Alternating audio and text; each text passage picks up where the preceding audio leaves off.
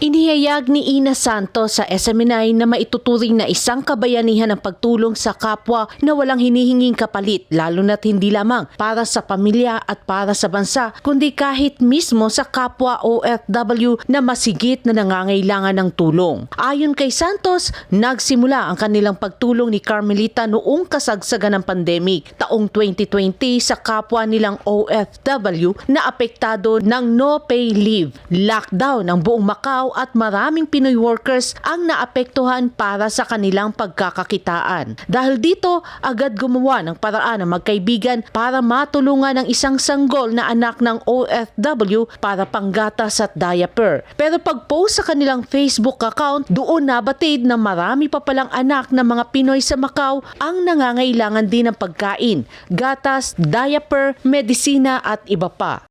Hanggang talagang kahit kami wala na, through our pockets, tapos alam niyo ang hirap namin yung maghahanap pa kami ng lugar nung kung saan ang murang gatas, murang diaper, na contact na yata namin yung dapat namin makontak. Talaga pong ginawa namin yung way namin. Kasi tulad lagi natin sinasabi, ang mga kabataan, yung mga babies yan, ang future natin eh.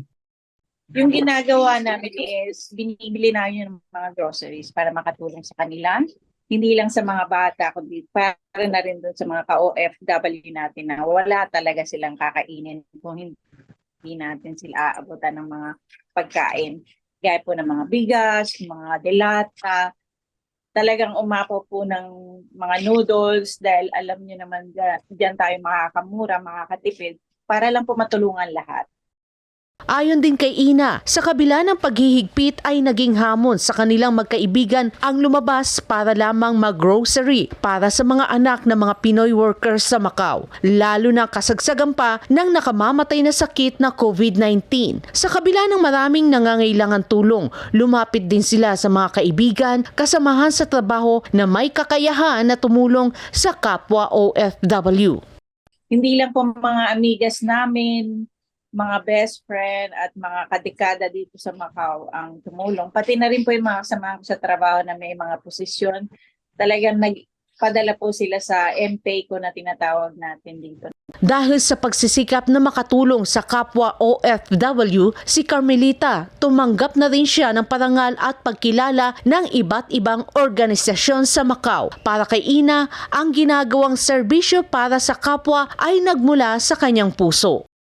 Sa akin naman po is yung ibinibigay ko yung serbisyo na ibibigay ko sa kapwa natin OFW. Kasi just to tell, for example, being an organizer, kung iisipin nyo, napakamahal niyan.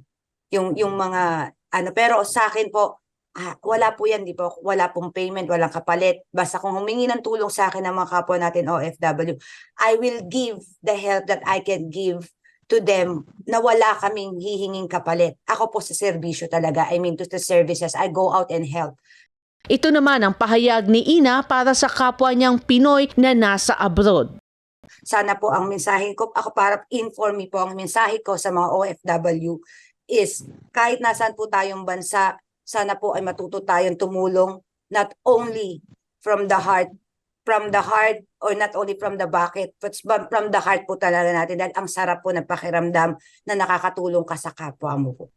Samantala, kasabay ng National Heroes Day, araw ng Lunes, aminado din ang ilang OFW na proud sila na tawagin bilang modern heroes.